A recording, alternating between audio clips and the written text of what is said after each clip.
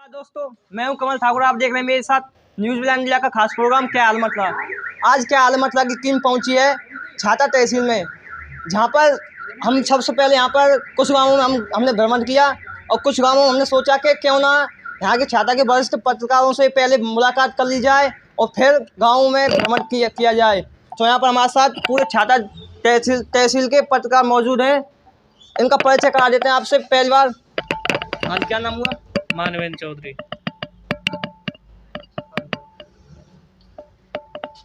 क्या नाम हुआ जी? अरुण ठाकुर नाम है। मेरा नाम सौरभ बार्शने है और मैं छाता प्रेस क्लब का महासचिव जी। आप स्टार न्यूज। मेरा नाम सोनू घोड़े, मैं छाता प्रेस क्लब का सदस्य हूँ। मेरा नाम संतोष कुमार है और मैं छाता प्रेस क्लब का ही सदस्य हूँ। तो यहाँ पर हमारे साथ सभी पत्रकार बंधु उपस्थित हैं। अब इनसे पूछते हैं कि यहाँ के खास मुद्दों पर। अरुण जी, ये बताइए, आप छाता विधानसभा के खास मुद्दे क्या हैं, टिप्स पर कहना दूँ? देखिए, अगर मुद्दों की बात करी जाए तो यहाँ पे काफ़ी समय से काफ़ी मुद्दे ही हैं, लेकिन कुछ मुद्दे तो राजनीतिक भेंट चढ़ जाते हैं, कुछ लोग करने की कोशिश करते हैं, कुछ दलालों के हत्थे चढ़ जाते हैं, लेकिन होता कुछ है नहीं। यहाँ पे भी कुछ खास मुद्दे चल रहे हैं। फ़िलहाल तो एक शुगर मिल को लेकर के चल रहा है, जो किसानों को काफ़ी दिनों से परेशानी है, और किसानों को ही नहीं बल्कि इस क्षेत्र में जितने भी व्यक्ति हैं सभी को परेशानी है। 2008 में लगभग इसकी बंद हुई थी और तब से यह राजनीति की भेंट चढ़ रही है। आज तक छाता शुगर मिल को दोबारा से चालू नहीं किया गया। ना जाने ऐसी क्या मंशा है राजनेताओं की कि अगर यह शुगर मिल चालू हो जाती है तो उसके बाद क्या पता नहीं इनको दूसरा मुद्दा कोई मिलेगा या नहीं मिलेगा।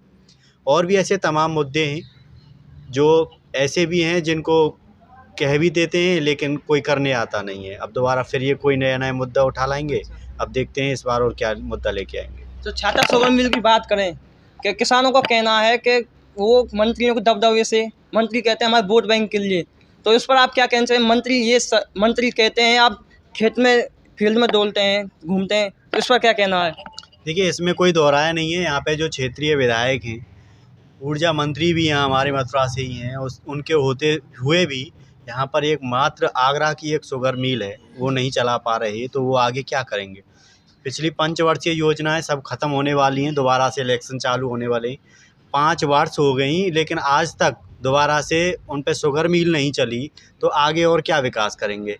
यहाँ पे अगर शुगर मिल चल जाती है तो मेरा मानना ये है कि यहाँ पे जितने भी बंदे जो अन्य देश उसमें जा रहे हैं प्रांतों में, जैसे कि कोई बाहर जा रहा है ड्यूटी करने के लिए, कोई कहीं जा रहा है, अगर ये शुगर मिल चालू हो जाती है तो जाहिर सी बात है हर व्यक्ति को, और हर उस व्यक्ति को जो मजदूर हो चाहे कोई भी हो, उसे यहीं छाता में ही काम मिलेगा तो बेहतर रहेगा। जो आज व्यक्ति चलिए, ये बताइए, आप अपना काम प्रिंट मीडिया में करते हैं डिजिटल मीडिया पर? मैं दोनों में करता हूँ, डिजिटल भी है, प्रिंट भी है।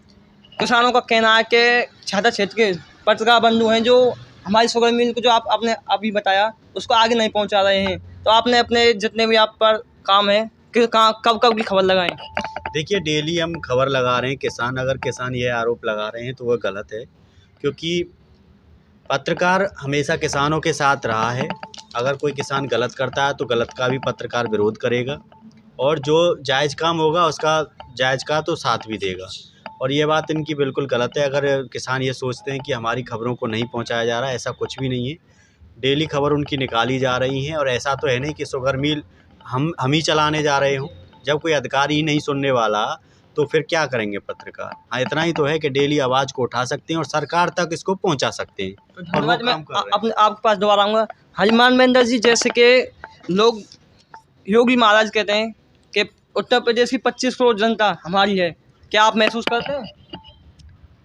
महसूस का ऐसा है, प्रदेश के वो मुखिया हैं, इस टाइम जो जनता ने चुन के उन्हें बिठाया है, तो स्वाभाविक सी बात है, तो सभी का ख्याल उनका रखने का दायित्व है। जो किसी को कोई परेशानी है और किसी को नौकरी की या किसी की ज़रूरत है तो उसे दिलाने का उनका पूरा दायित्व बनता है कि सभी का वो ख्याल रखें। तो अभी यूपी टेट की परीक्षा लीक हुई, इसके बारे में क्या कहना चाहोगे? बच्चे 1 घंटे पेपर दे चुके थे, फिर परीक्षा लीक होने का मैसेज आता है। ऐसा ये कुछ भ्रष्ट जो अधिकारी और जिस स्कूल में या प्रिंट जहाँ पर पेपर हो रहा था वहाँ से लीक हुआ था, वह कुछ भ्रष्ट लोगों की वजह से हुआ था, जिसको लेकर पेपर को लेकर बच्चे कड़ी मेहनत करते हैं अपना एग्ज़ाम देने के लिए। 1000 जगह पर लगभग 25 से 30 लाख बच्चे अपने यहाँ से या अन्य प्रदेशों से भी फॉर्म डालते हैं, जिसकी बाकायदा फीस भी जमा करते हैं, जिसको लेकर सरकार का अच्छी मोटी कमाई होती है। आखिर इस तरीके से पेपर लीक हो जाना, फिर कैंसिल हो जाना, फिर बच्चों को जैसे ही पेपर निरस्त होने की सूचना मिलती है, पेपर दे रहे होते हैं, उनसे मना किया जाता है, फिर घर जाने की होड़ लगती है। काफ़ी दूर दूर सेंटर डाले जाते हैं जिसमें युवतियां भी होती हैं, तो भाग दौड़ में बसों की छत पर बैठते हैं, दुर्घटनाएं हो जाती हैं।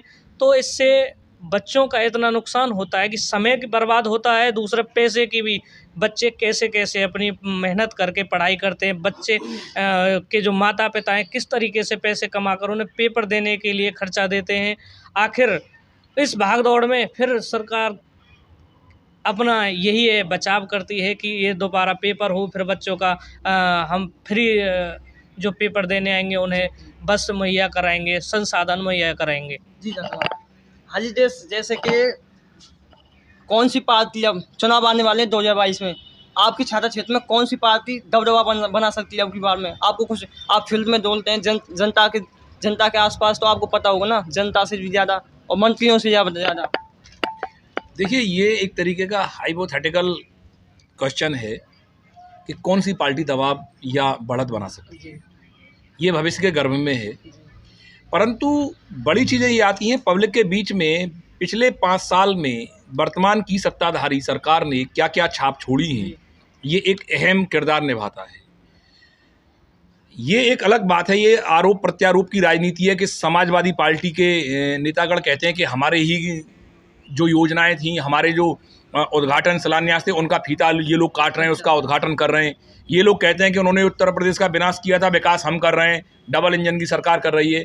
ये अभी भविष्य के गर्भ में है कि कौन पार्टी किस व्यक्ति को यहाँ टिकट देती है और कौन व्यक्ति यहाँ से चुन करके आएगा, लोग किसे पसंद करेंगे। तो अभी तक आपने पिछली पार्टी देखी, अब की पार्टी, किस पार्टी का काम आपको अच्छा लगा?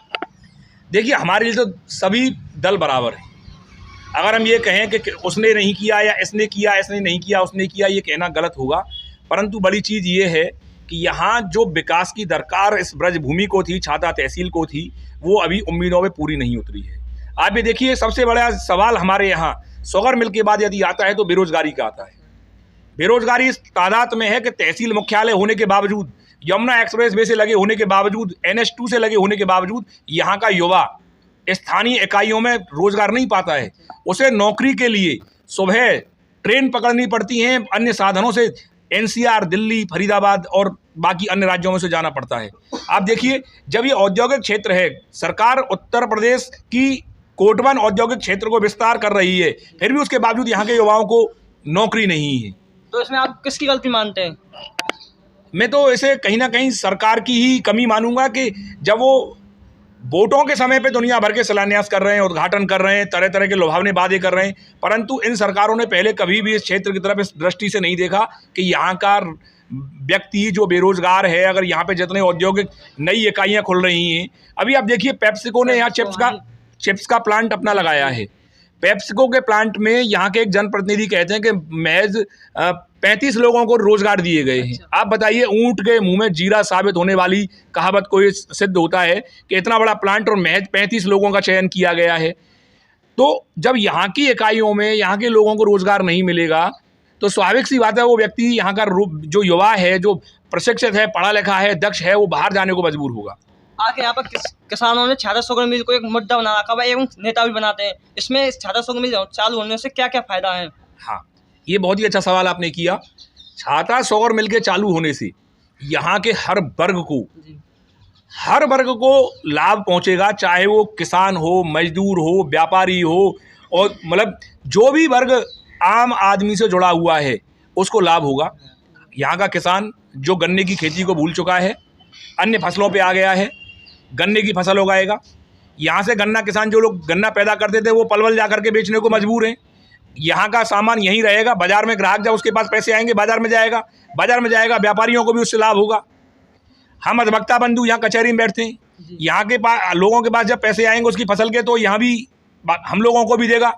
तो बहुत सारी चीज़ें हैं, उसका लाभ निसंदेह हर वर्ग के लोगों को मिलेगा छाता सोकर मिल के चलने से। आप फील्ड में जाते हैं न्यूज़ कवरेज करने जनता के पास, तो जनता के पास से आपको क्या फीडबैक मिलता है किस बारे में? सरकार के बारे में? देखिए, सरकार निसंदेह गुरु गोरखनाथ पीठाधीश्वर महंत योगी आदित्यनाथ जी के कुशल निर्देशन में सरकार के द्वारा बहुत सारे ऐतिहासिक कार्य किए गए हैं। ऐसे कार्य किए गए हैं जो कि अपेक्षित से योगी जी से लोगों को उम्मीद थी, उनके प्रति आस्था और उनके द्वारा किए जा रहे कार्य उनके प्रति लोगों की श्रद्धा और आस्था को बढ़ाते हैं। परंतु बहुत सारे कार्य ऐसे हैं जिनका यहाँ होना शेष है और हमें उम्मीद है कि वो कार्य जल्दी ही पूरे होंगे। उन कार्यों में आप सरकार की गलती मानते हैं या अधिकारी जो बीच में बैठे हुए हैं उनके सिस्टम की गलती मानते हैं? देखिए, कहीं ना कहीं सिस्टम की गलती हम मानते हैं। जो आप आवाज़ ऊपर नहीं जा रही? बिल्कुल, आवाज़ तो ऊपर पहुंचाने का काम हम ही लोग करते हैं, हम मीडिया कर्मी हैं। हम पब्लिक की आवाज़ को अपने माध्यम से शासन और प्रशासन तक पहुंचाते हैं, सरकारों तक पहुंचाते हैं। परंतु बीच में बैठा हुआ एक जो सिस्टम है, अधिकारी वर्ग है, वो उस सक्षम जो कुशल नेतृत्व करता है वहाँ तक पहुँचाने तक उन फाइलों को रोक देता है। आप मुझे बताइए, जब माननीय उच्च न्यायालय का आदेश शुगर मिल को चलाने के लिए हो गया तो उसकी कंप्लाइंस क्यों नहीं हुई? उसकी अवमानना का केस किसान संगठनों के नेताओं ने क्यों सुप्रीम कोर्ट में नहीं डाला? क्यों पुनर्विचार याचिका दायर नहीं की? तो कहीं ना कहीं अधिकारी भी तो इसमें बराबर के दोषी हैं। आप सभी पत्रकार बंधु हैं, मीडिया कर्मी हैं, सभी फील्ड में बोलते हैं, आप कौन कौन अपने आप को आज़ाद मानते हैं?